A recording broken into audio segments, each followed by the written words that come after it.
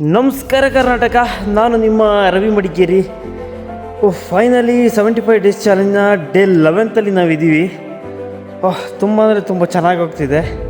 ಬೆಳಿಗ್ಗೆ ಬೇಗ ಎದ್ದು ನೀರು ಕಾಯಿಸ್ಕೊಂಡು ಕುಡಿದು ನಾನು ರೆಡಿಯಾಗಿ ಹೊರಟೆ ಹೋಗಿ ಎಕ್ಸಸೈಸ್ ಮಾಡ್ಕೊಂಡು ಬರೋಣ ಅಂತ ಹೇಳ್ಬಿಟ್ಟು ಚೆನ್ನಾಗಿ ಎಕ್ಸಸೈಸ್ ಮಾಡಿ ನಾನು ರಿಟರ್ನ್ ಬಂದೆ ಮನೆಗೆ.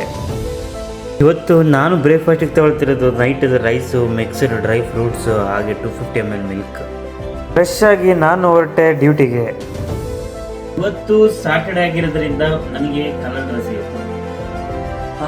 ಸೊ ಡ್ಯೂಟಿ ಟೈಮ್ ಆಯಿತು. ಸೊ ಮತ್ತೆ ಸಂಜೆ ಕಾಣುವ. ಡ್ಯೂಟಿ ಮುಗಿಸ್ಕೊಂಡು ಡೈರೆಕ್ಟ್ ಬಂದಿದ್ದು ಇವತ್ತು ಜಿಮ್ಮಿಗೆ. ಸೊ ಇವತ್ತು ಜಿಮ್ಮಲ್ಲಿ ಒಳ್ಳೆ ಸ್ಯಾಟರ್ಡೆ ಆಗಿರೋದ್ರಿಂದ ಒಳ್ಳೆ ಮಸ್ತ್ ವರ್ಕೌಟ್ ಮಾಡೋಣ.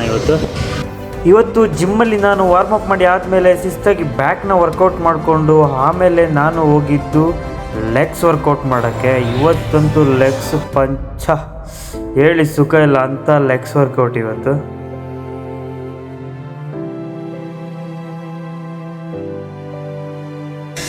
ಇವತ್ತಂತೂ ನಮ್ಮ ಬಾಡಿ ಬಿಲ್ಡರ್ ಜೊತೆ ಲೆಗ್ಸ್ ವರ್ಕೌಟ್ ಮಾಡಿಬಿಟ್ಟು ವರ್ಕೌಟಲ್ಲಿ ನೆಸೆ ಅಂತ ಹೇಳ್ತಾರಲ್ಲ, ಆ ನೆಸೆ ಆಗ್ತದೆ ನನಗೆ ಅಂತ.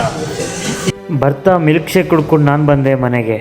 ಕಷ್ಟದಲ್ಲಿ ತಾಳ್ಮೆ, ನಷ್ಟದಲ್ಲಿ ಸಹನೆ, ತೊಂದರೆಯಲ್ಲಿ ಶಾಂತಿ, ದುಃಖದಲ್ಲಿ ಸಮಾಧಾನ ಇದ್ದವರಿಗೆ ಜೀವನದಲ್ಲಿ ಯಾವ ಭಯವೂ ಇರುವುದಿಲ್ಲ. ಹರೇ ಕೃಷ್ಣ.